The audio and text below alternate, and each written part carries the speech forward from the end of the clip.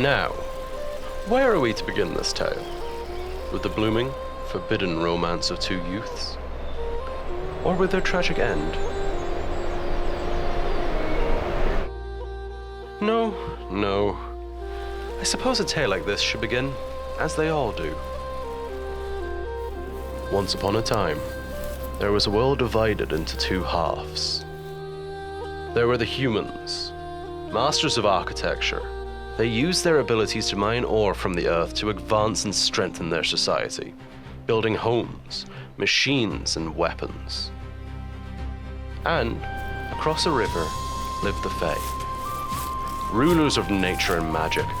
The Fae had the ability to harness the earth's power, using it to create their communities and having no need for anything nature couldn't give them. With the two tribes having their own ways to maintain their livelihoods, it would seem reasonable for them to get along. However, pride does not often listen to reason.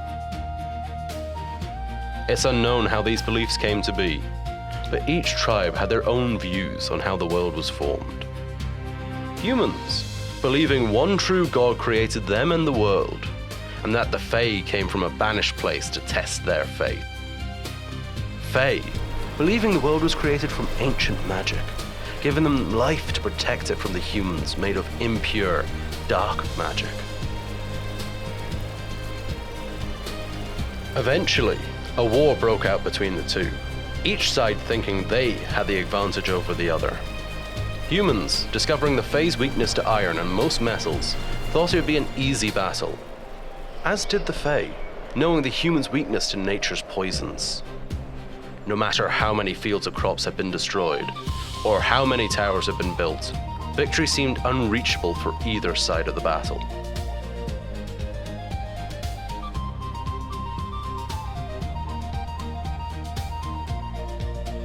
All of this to say, the two tribes were equally matched in power, and realized that they could either keep killing each other to extinction, or make an uneasy peace to separate themselves.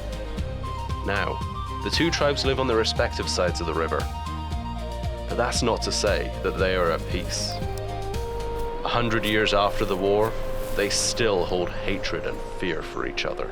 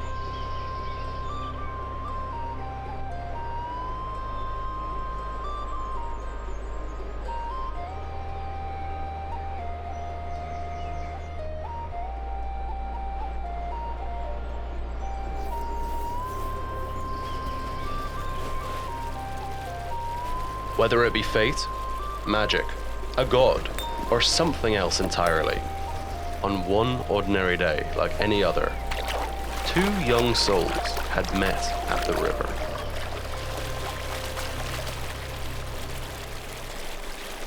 Nirala, the princess of the Fae, heir to the lands, and Kani, the human son of a poor farmer.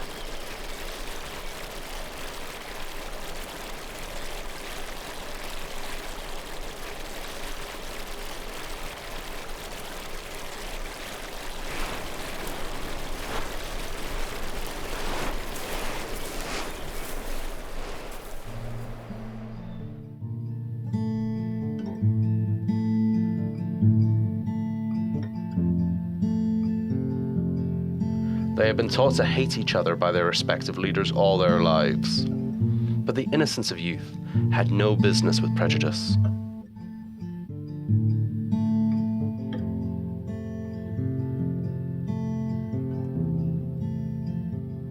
It would have been nice to believe that as they grew, The two stayed friends, playing at the unclaimed river's edge, unseen by their tribes.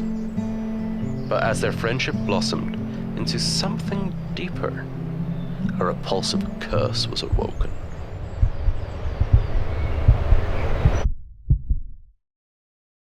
Unbeknownst to her, Princess Nirala carried with her a curse, one that meant she would own the heart of the first human to fall in love with her. All this to enact a ritual to forever separate the lands of the Fae and the humans, when the princess rips out the heart and crushes it in her hands. When his tribe discovered the curse placed on Carnig, the high priest was alerted to find a solution.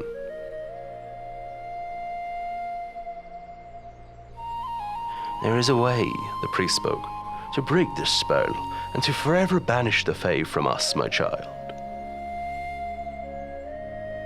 Take this blessed dagger and sever the head of the fiend that cursed you. The priest orchestrated his words into Carnig's ears.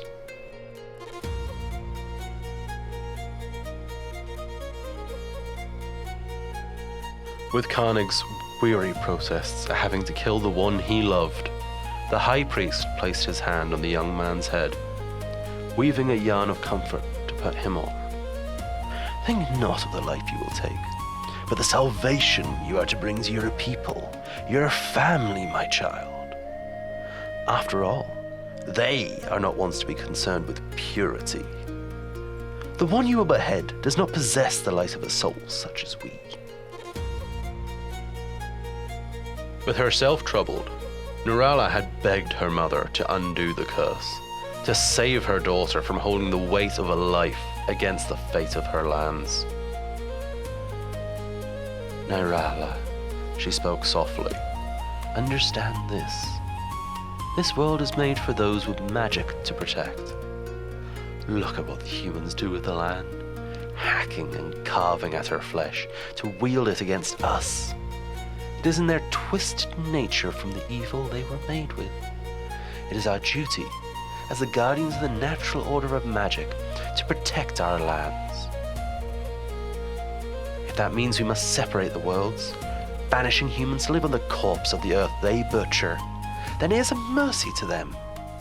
And if to do so means to sacrifice the life of one human, then it would be the one good thing they could ever do for us.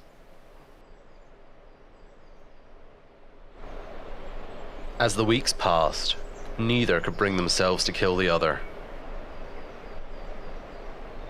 No land, status, or power would ever be worth it to them.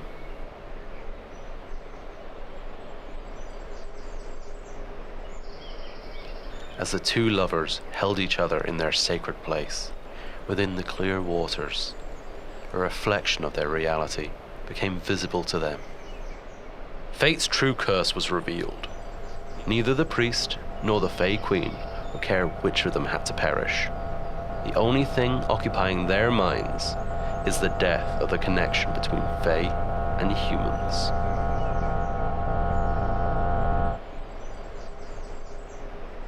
Silently, Nirala and Carnig knew what must be done to break the agony of the scourge fate had burdened them with.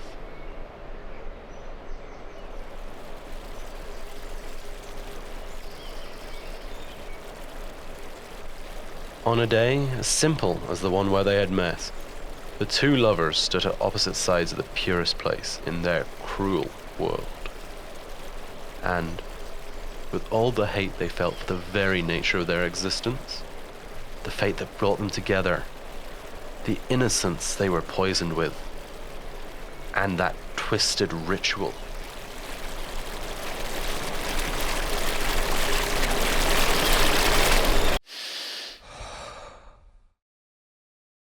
they charged at each other. Listen closely, my love, for this is the last time we are to speak at our sacred place.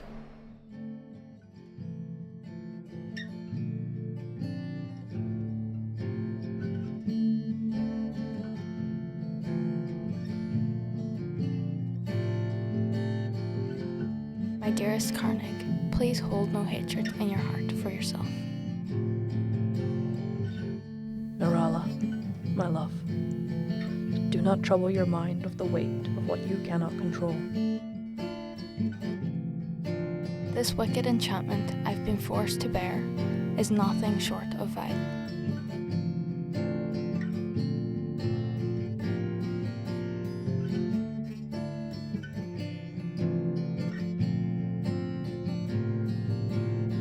And the pride of our people, driving our tribes to hatred, is sickening.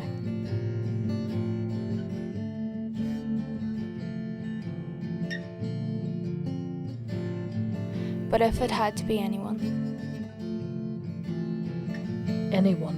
I was destined to meet for fate. I am glad it had been you.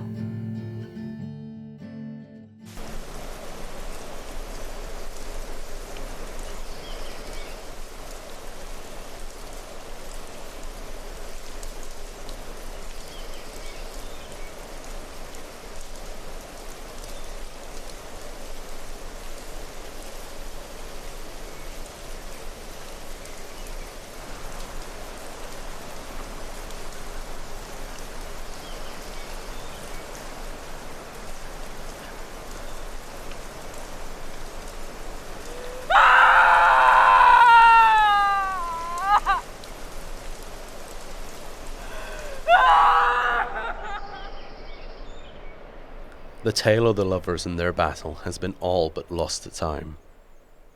Years passed, and both tribes had almost forgotten that the worlds were ever more than a story. But it was real. The curse, the battle, and the death of one of the lovers. And now, the two words shall never touch again.